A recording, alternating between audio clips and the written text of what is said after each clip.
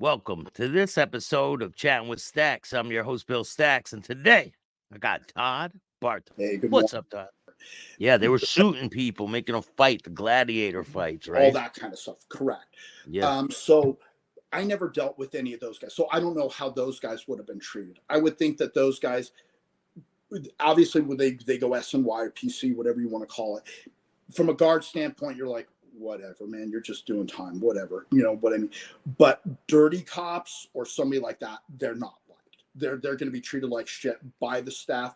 And the fact that you're a cop, inmates are going to hate your guts too. So, yeah, so you're in a pretty fucked situation. Yeah.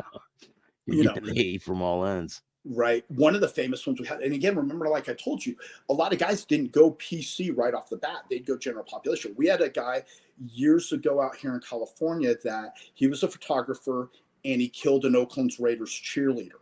He was doing a photo shoot with her. I remember that when he ran her over, right? Mm-hmm. All that shit, right? That guy lands at CSB SAC in New Folsom. They even told him when he first landed, do you want to go to SNY? Your crime is not going to be very popular with the fellows. He goes, no, I'm good. I'm going to do that. He lasted a day. They didn't kill him, right? No. They didn't get a chance to kill him, but they got him good. What about Danny Masterson? What do you think his stay's like now? Again, things have changed, right? Cameras inside prisons, everybody being able to talk, high profile. He's getting punked. He's paying a lot of money for protection. I guarantee you, everybody around him, their canteen is way up, and he's ordering packages in your name, or, you're getting a package in your name that he's paying for. Yeah. Guaranteed. It's not pleasant, and they'll use and abuse him, but when that money runs out, I mean, look what happened to Gotti. He was in there, he was using the Aryan Brotherhood for a while for protection. All of a sudden he thought he doesn't need them anymore. He got. All right, what do I owe you guys? Yeah, he's paying them. Every month, I heard. Yeah, big money. Was there a lot of big names from the Aryan Brotherhood in the prisons you were in? Yeah, I've dealt with, especially being a SAC in High Desert. High Desert, you got to realize, for a long time there, we were the reception center for Butte County, Shasta County, Trinity, Siskiyou, all majority white people. You know what I mean? The population of whites. So having that in most prison, it's the highest population is going to be African Americans. Then you're going to have Hispanics, and then whites, kind of the minority next to like others, Asians, Indian, Native Americans, that kind of stuff. Okay. Yeah. But at High Desert, we had a very big white car, and there was a lot of up and comers through that. And like I said, the one guy that I told you about that, just got his, Shamrock made it through the brand. I remember him when he just started. There's quite a few of them. I mean, the USAS, United States Skins, basically started at High Desert State Prison. So we had a lot of the big name players when it came to the white gangs that came through there. All the ones that you see right now in that RICO thing that's going on in Sacramento that went through with the drug stuff and everything, all those guys have been in and out of High Desert. So we've dealt with them. So there was a lot of racial things going on. You were under investigation, right? A lot. Excessive use of force, alleged, unnecessary force, and excessive use of force. Yeah. So they call you in to a interview. And what happens during the interview? It's a trip, right? So I was one of those guys that I didn't like having a union rep with me, and I didn't ever have an attorney with me. Even one time I was accused of a homicide. And even then, I had the union lawyer come down before my interview, and I'm sitting out waiting to go in, and he goes, "Hey, are you Todd Bartos?" I go, "Yeah." He goes, "Oh, I'm so-and-so." I'm like, "Who the fuck are you?" He goes, "I'm your attorney." I go, "I didn't hire you." And he goes, "Well, no, the union CCPOA hired me because you're going in." I go, "I don't want you." And he goes, "You're under investigation for homicide." "Yeah, I don't want you." He goes, "Well, what am I supposed to do?" "I don't know, man, go get something to eat." Because, well, yeah, because I didn't want to explain myself to somebody else, and I didn't want somebody else fighting my battle for me. I knew what I did. I knew what I did right or wrong, whatever the case may be, but I had to own that. I was my own fucking man. they actually ended up respecting that. So I had a guy from internal affairs who'd investigated me several times, big black dude, right? The respect level got to a point where at the end of an interview one time, he was asking me, he goes, hey, you're a straight shooter. You come in here with no representation. Can I ask you a question off the record? Shoot, man. He goes, you guys are accused up here being white, predominantly white, that you guys are racist. We had OIA, OIG interviews saying that culture of racism, you know, prison's a microcosm of society. That time BLM was starting up, all that kind of stuff. So we flat out asked, do you guys use the N-word up here as much as you're accused of using? And I'm thinking about it for a second. I'm like, how do I want to answer this? And I go, yeah, we use that N-word every day. And his eyes get big. He kind of goes back like, he can't believe I'm saying this to him. I go, but it's not the N-word that you think. The N-word that we tell them, that we say all the time, is no. High Desert was one of the last prisons that still didn't give in. We weren't weak. We were known for that. We got the garbage inmates sent to us. Like other prisons would have a dude that they had a problem with, and they'd be like, oh, we got something for you. We're sending you up to High Desert. We were kind of out of the way. We were outside of Sacramento. I'm not saying we operated outside of the rules or anything like that, but we were strict. We followed stuff. We weren't under that scrutiny all the time. So we weren't afraid to say no. As soon as I tell an inmate no, especially a black, that's when I'm a blue-eyed devil. I got short man's complex, fuck your mama, fuck your family, you know, all that kind of shit. You know, if I would have called them the real N-word, they wouldn't have given it. As long as I was giving it to them, if I gave them what he wanted, they wouldn't care. For instance, you know, you're walking the tier in AvSeg. Some cops pass things, some cops don't. Okay. You'd have a Southerner or a white that would hit you up and go, hey, CO, what's on, man? Hey, man, can you pass for me? I don't pass. Okay. No harm, no foul. The guy asked. It doesn't hurt him to ask. I tell him no. He just turns around and walks away. Doesn't start talking shit. Doesn't do that. Walk up to a black guy cell. Hey, big guy. Hey, big guy. Hey, how much do you bench? Hey, you want creatine? What kind of stuff you doing out there? You know, so what do you want, man? Hey, man, can you pass this to my homeboy? No. Fuck you. Like that. You know what I mean? And that's where, you know, that came from, the no. And I even told that guy that. And as soon as I told that guy that, man, when I tell him no is when I'm the bad guy. Up until then, they don't care. You could see like the light bulb flash above his head because, you know, he had done time as a cop and he's like, I get it. You know, because him being black, how many times do you think the blacks pulled the brother card on him? Oh, hey, homeboy. Hey, brother, can you do this for me? And as soon as you tell him no, now he's an Uncle Tom. Now he's this. Now he's that. Now he's the man. He's a slave to the man. Whatever they want to do to put you down. I mean, some of the prisons are majority black. So, I mean, it has its areas in different parts of the country, right? Which I've heard that too. So it's kind of funny that they put High Desert as, oh, we were racist because we're predominantly white. I've heard from others, and again, this is rumors, okay? So I wasn't there, so I didn't see it. So I hate to spread rumors because just like I would hate to have somebody who's never been at High Desert say that, oh, I heard it's fucking racist up there, okay? But I've heard of other prisons where it's predominantly South or, you know, Hispanics, so they run it a certain way. I've heard of prisons where they have segregated parking lots for staff.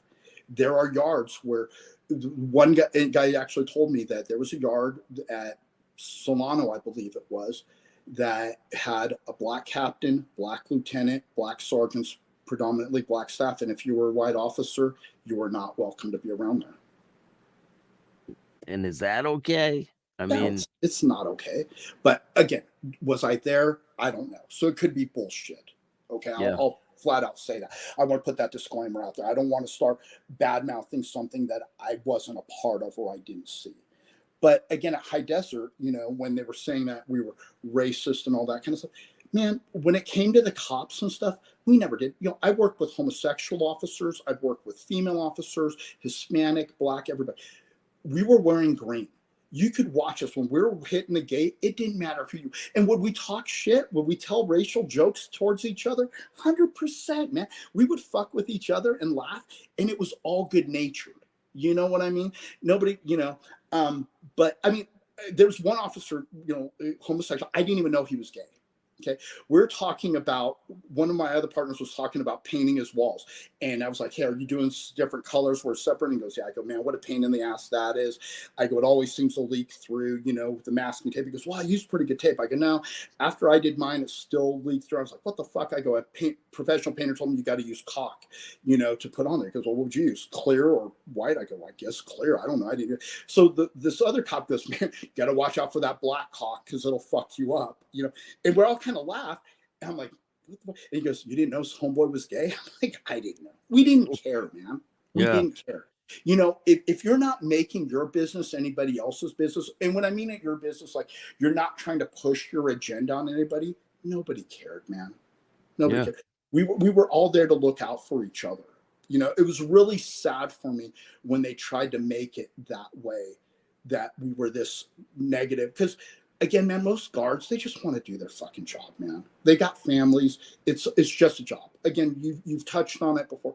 Were there some of those assholes that wanted to fuck with people and there were dickheads, whatever their issue, small dicks, got picked on their whole lives? Tossing cells, throwing their shit on the ground. Dude, I never did that. I hated that shit.